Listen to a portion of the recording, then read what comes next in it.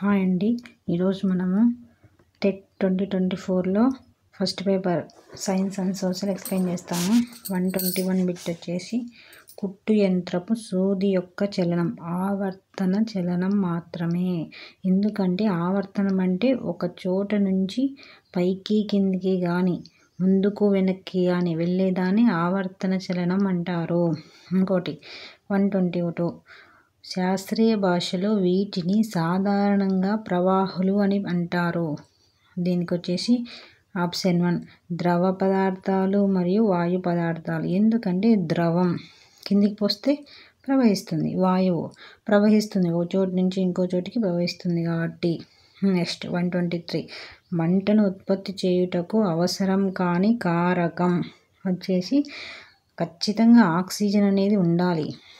మంటను ఉత్పత్తి చేయడానికి కావాల్సినది ఆక్సిజన్.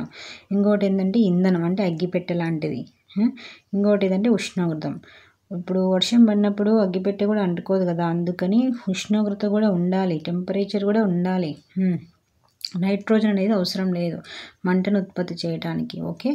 నెక్స్ట్ 124 సెట్ ఏలోని దారాలను సెట్ బిలోని వాటి ఉపయోగంతో జతపరచండి ఇచ్చినాడు. ఓకే. సెట్ ఏలో పీఈటీ అని ఉంది. మనం చూస్తుంటాం పెట్ బాటిల్స్ అని. మీరు ఎప్పుడన్నా వాటర్ బాటిల్స్ చూసినారంటే దాని మీద పెట్ అని రాసి ఉంటుంది కాబట్టి పెట్ సీసాలు. ఓకే. నెక్స్ట్ నైలాన్ వచ్చేసి పారాచూట్. ఒకటి నైలాన్ అంటే ఒకటే గుర్తు పెట్టుకోవాలి. నైలాన్ అనేది స్టీల్ లాగా బలమైనది, స్టీల్ కంటే కూడా బలమైనది అని ఏదన్నా అంటారంటే నైలాన్. సరే, మనం ఇప్పుడు పారాచూట్ అంటే ఏంది? పైకి ఎగిరేది. పైకి ఎగిరితే తెగిపోయేది ఉందనుకో, టక్కిన కింద పడి మనం పడిపోతాం. అందువల్ల మనకి ఎలాంటిది కావాలి? స్టీల్ లాగా బలమైనది కావాలి కాబట్టి నైలాన్ వచ్చేసి పారాచూట్. నెక్స్ట్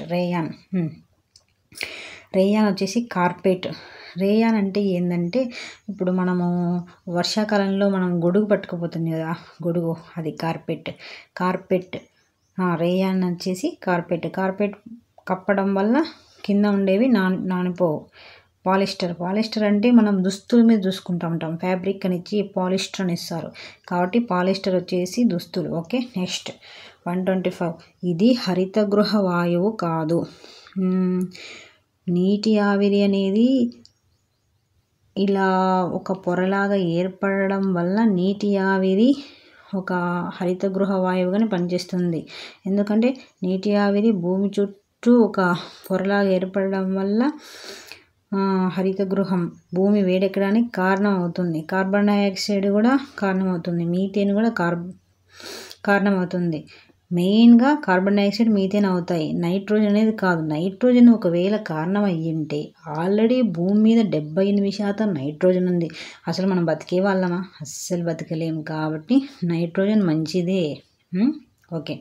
నెక్స్ట్ 126 పదునైన కొరికే దంతాలు మరియు బలమైన నమిలే దంతాలు గల జంతువులు వచ్చేసి ఇది మీకే కామెంట్ చేయండి ఆన్సర్ని.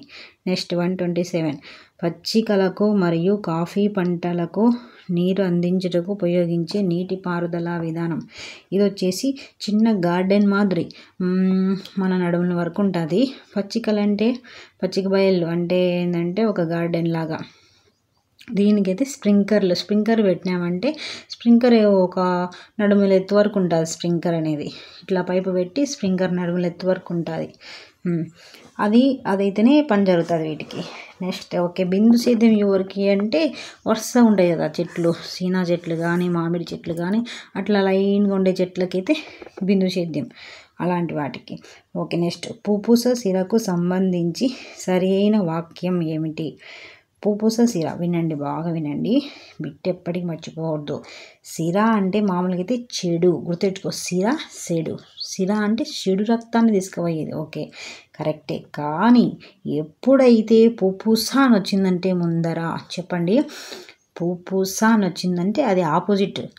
సిర ఇప్పుడు మామూలుగా చెడు, పుప్పుస అని వచ్చింది కాబట్టి మంచి రక్తాన్ని తీసుకుపోతుంది. ఓకే. మంచి రక్తం అంటే ఏంది? ఆమ్లజని సహిత రక్తం.